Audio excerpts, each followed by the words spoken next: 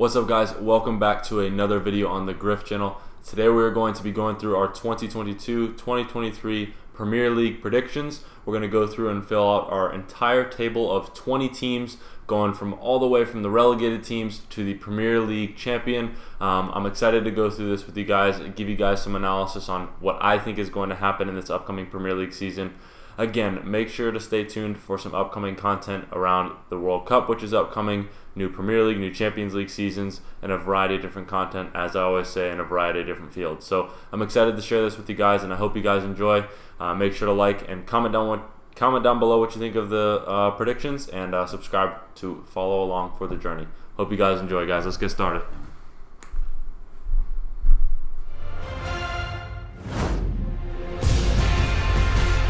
Alrighty, guys, let's get started. We're going to dive right into our 2022-2023 Premier League predictions here. We're going to go all the way. We're going to start at the bottom, and we're going to work our way up and eventually crown our 2022-2023 Premier League champion. So we're going to start at the bottom.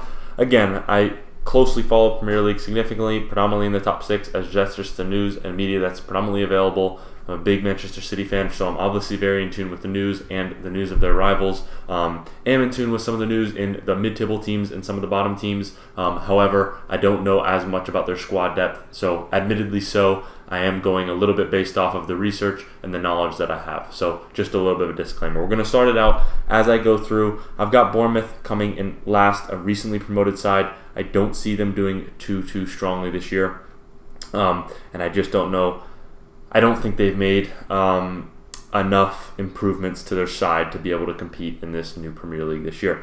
We've got Fulham, a teeter-totter team that's always up and down. I want to say that they're going to make it and solidify their spot this year. I want to say that they're going to be able to solidify their place in their Premier League, but again, a team that kind of is known for that. It's hard to break out of that mold, and so I think they're going to move back down this year. I think they're going to be going back down to the championship. Coming in at 18th, a team that did not do too bad last year, did not do too bad in recent years after getting promoted. We've got Brentford going down. I think some moves, transfers in and out. I don't think they've done a great job, and I just think they're going to get caught lacking a little bit this year, and they're going to be going down. I think the first team to stay safe as we move on is Everton. A really tough choice here. They really struggled last year, right? They had a really tough year. Frank Lampard, people are a little bit iffy on that. They've had a rough preseason this year. They haven't had enough money to really make any big signings and improve their squad. So that's a tough one, right? It is, and you could see them going down. I could see them swapping with Brentford or even Fulham for that spot. But at the end of the day, I think the biggest thing about this is it's Everton at the end of the day and their storied history, and I think the expectation of not only their fans but their players, the league around them, and the expectation of Frank Lampard. I think that they're going to stay safe. I think that it's going to be a really tough year for them because the expectations are a tough year, but at the end of the day, it's Everton, and I don't believe that they're going to allow themselves to go down no matter how tight it is. Moving on to 16th, a team that has had some great years in recent years, has struggled a little bit. Southampton, up and down. Obviously lost Danny Ings a couple years ago. I don't think they're going to have a tremendous year. They're going to be fighting for that relegation battle for sure. Another team that I think could possibly slip into that relegation battle and make it really tight at the end of the season, but I think they're going to come out safe. I think they're going to come in at 16th place. We've got 15th. We've got Nottingham Forest, the team that has been on a spending spree this transfer market. They have been bringing in quality players. They've been spending a lot of money. And again, sometimes you could say, all right, they're bringing in a lot of new players. Are they going to be able to click, and are they going to be able to gel to go and stay safe in the Premier League? Yes. However, I think when you look at teams that don't typically make many moves when coming into the Premier League, they haven't typically done well in those first years. So I think going out and being proactive to go get top players and attract Premier League talent is going to help them. And I think they're going to stay safe. I think they're going to come in at 15th place here. Coming in at number 14th, a team that has done well in recent years as well, we've got Brighton. Again, I think a team that can push higher and has some talent to push higher, but I just don't necessarily see it happening. I think there's a lot of teams that are really making moves right now, and so while Brighton is a strong side overall, I just don't see them pushing too much higher than this because, like I said, I think there's too many teams that are making significant jumps, and I think they're right behind that kind of cusp. Moving on, just looking through my list here that I've got planned out. I've got Leeds. Have made some good signings this offseason. Obviously, they've got the American head coach. They've got Tyler Adams coming in. They've got some American players. And again, I think overall a strong side. A team that was in the relegation battle last year for a little bit, was really, really tight. A team that has been really trying to fight to stay in the Premier League. I think this is where they solidify their place in the Premier League. Again, not necessarily that it's permanent forever, but I think this is a year that is a little bit of a growth year for them, and I think they take a next step and come into that mid-table area where they're not necessarily completely away from that relegation battle, but absolutely have solidified themselves in a place where they're safe, not necessarily doing tremendous, but I think they've taken a jump with their transfer market, with their manager, with everything of that sort. I think they're going to have a decent year. So Leeds, we got coming in at 13th place. I've got Wolves coming in at 12th, keep them there. Again, a team that has had some great years in the recent years, but as of recent, the past couple years, haven't necessarily been as strong. I believe it was maybe 2 years ago they were really fighting for that European push and really fell off in those last couple weeks. Couldn't quite get it done, and I think those things hurt, right? You look at the implications of that and not being able to qualify for Europe, not being able to take that cash in to be able to invest and reinvest in your club and your team. That hurts, and so a couple years down the line, now we look at them not having made Europe, and they're struggling a little bit. Not necessarily in a terrible spot, right? But I don't think that they're up to the speed of some of the teams who have pushed those boundaries and who have progressed in the Premier League and progressed in the domestic cups a little bit further than they have in recent years. Coming in at 11th, we've got Crystal Palace, another team that I think is a good team and could actually push higher than this. I think Patrick Vieira is a tremendous manager. They have some really, really good talent. They've signed some good players over the recent years. I think Wilfried Zaha could be a leader for that team. And so, absolutely, I think Crystal Palace coming into this 11th spot, I think is fair for sure, but I do think that they could push higher. I think they'd have to have a really good year. I think they'd have to be clicking on all fronts. But at the same time, at the end of the day, I think that Crystal Palace kind of fits right in at this 11th spot. I don't think they've shown that they can push way too much higher in recent years. They haven't been able to push for kind of that top 8-ish, those really elite level clubs. But I think they're getting there and they're making some good strides with Patrick Vieira at the helm. We've got 10th, we've got Newcastle, a team that obviously, as we know, has gotten a significant influx of money in the recent years. I think they've made some great signings, right? They've obviously invested into their club, and they will continue to do so in the coming years.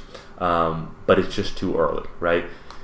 While it does happen in some ways overnight with some of the teams that we tend to support and understand and study nowadays, I don't think it's not there yet for Newcastle. And so they're going to take a significant jump, right? They're going to come in at this 10th spot. They're going to solidify themselves as competing with those top clubs, absolutely. But they're not ready for European football yet, I don't feel. And so they're not going to be pushing for that yet. I think in the coming years, I would give it 2 to 3 years maybe, and they might be fighting for those top spots.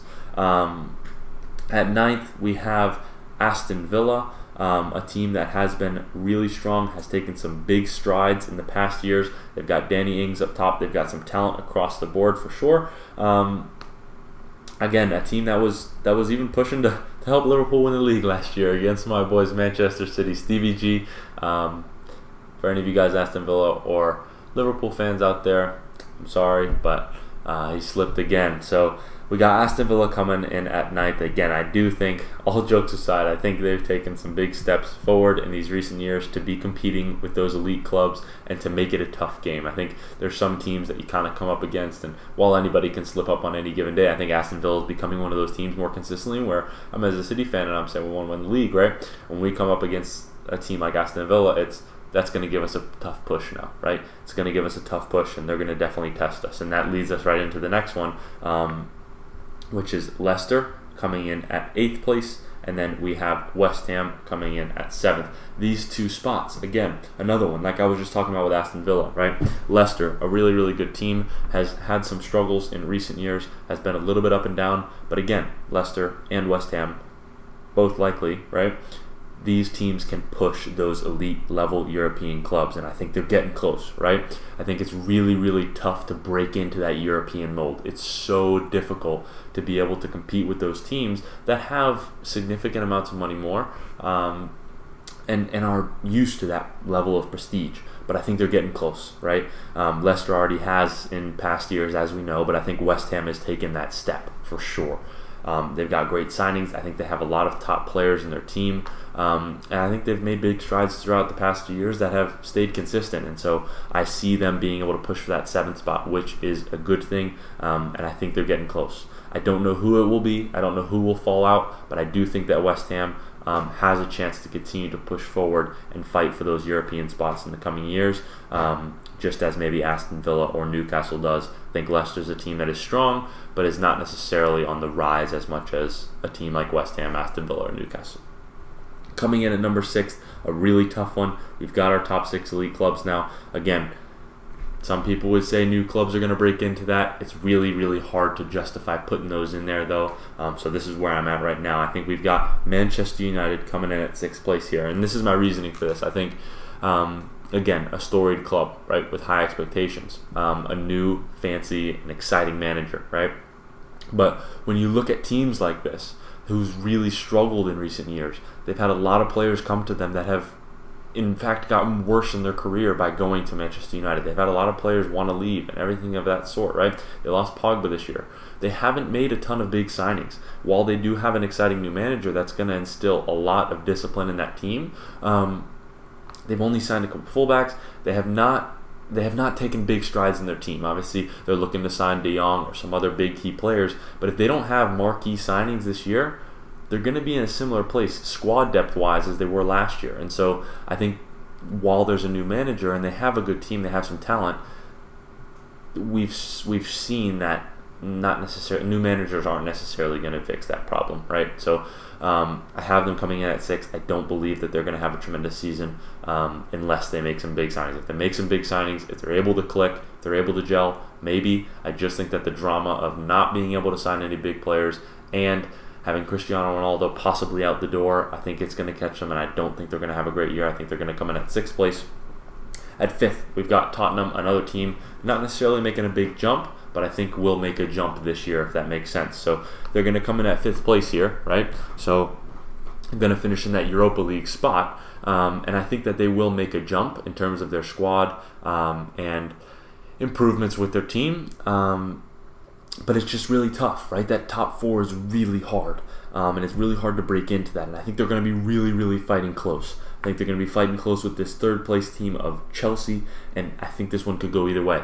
I think Chelsea could swap out of that top 4 and Tottenham bump into it for now, simply because I think Tottenham has made some big strides. They've made some big signings. I think they have a lot of top players, right? You look at Heung-min Son, you look at Harry Kane, right? Those are players that can win you games.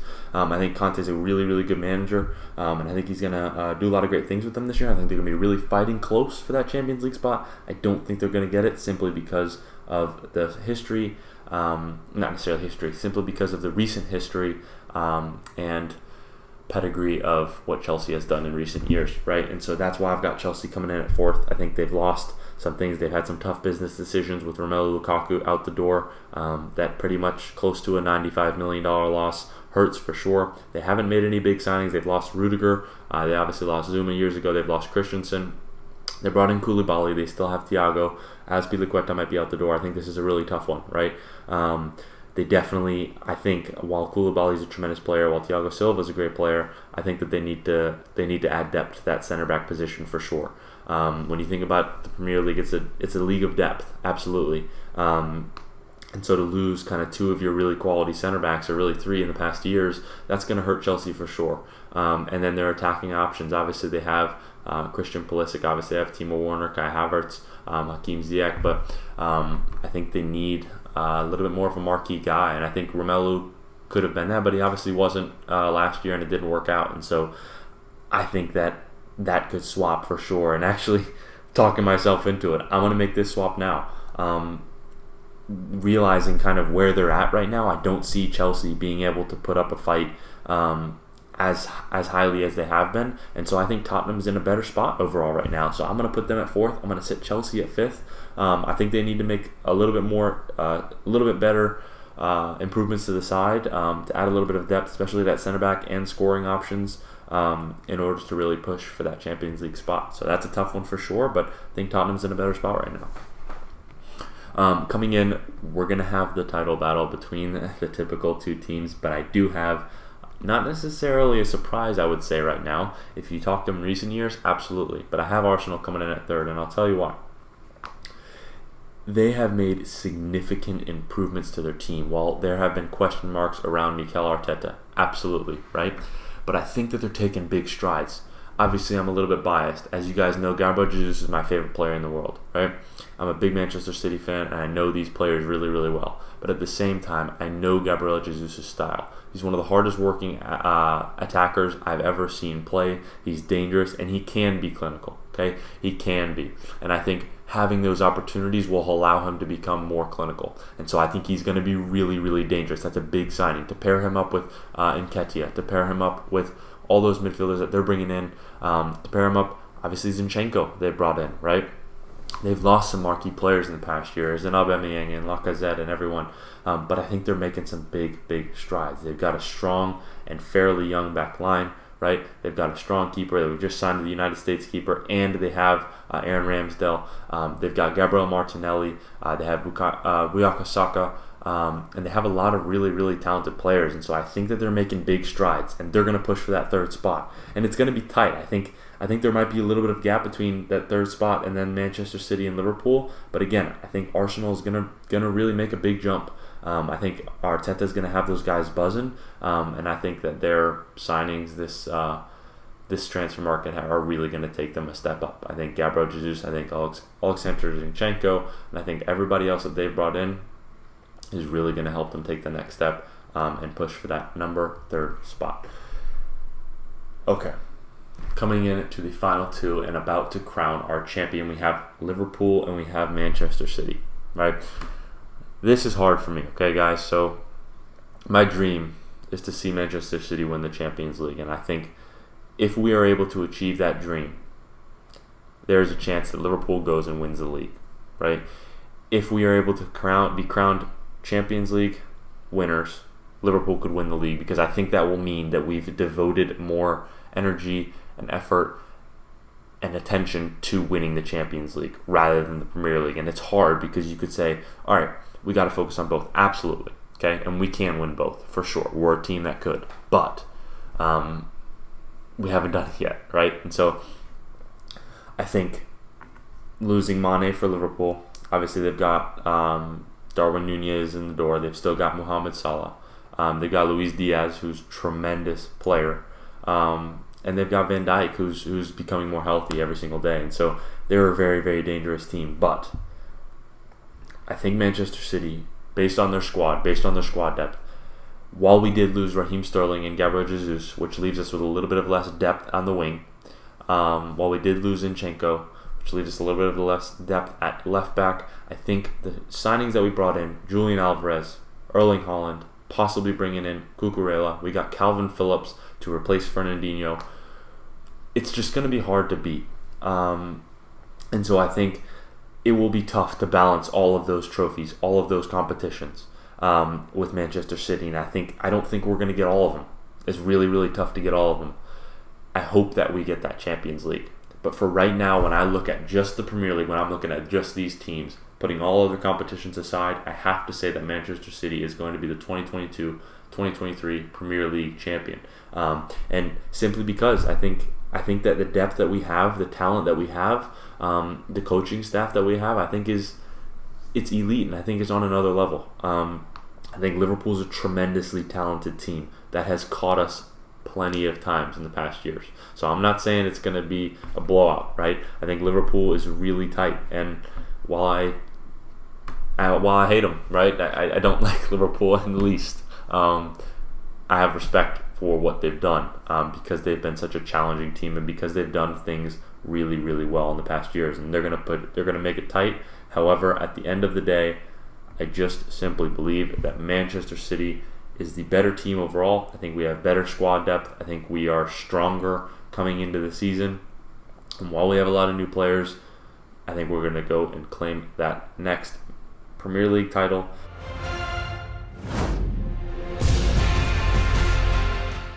What's up, guys? Thank you so much for tuning in and staying all the way to the end of the video. I know this was a little bit of a dragged out prediction video as I talked through each team, but I wanted to give some insight and analysis on why I feel like each team is going to finish in the position that I said they would. Again, I hope you guys enjoyed. I hope you guys are enjoying these predictions videos. We've got some really exciting content coming up on the channel, doing a variety of different things in so many different fields. We've got some football kit videos, we've got some World Cup videos, some new league videos, some vlogs, some travel stuff, everything of that sort. And I'm so excited to share it with you guys. I hope you guys are enjoying. Again, as I've said in the previous videos, I'm working really hard to provide some really cool content to you guys. So if you're enjoying, make sure to like, make sure to comment down below what you guys are enjoying, what you guys would like to see on the channel. And then finally, it means so much to subscribe and join along for the journey to see what we can keep doing on the Griff channel and see what great places we can go to. So I hope you guys enjoyed, and I hope to see you guys on the next one. Stay tuned for more, guys. Appreciate it.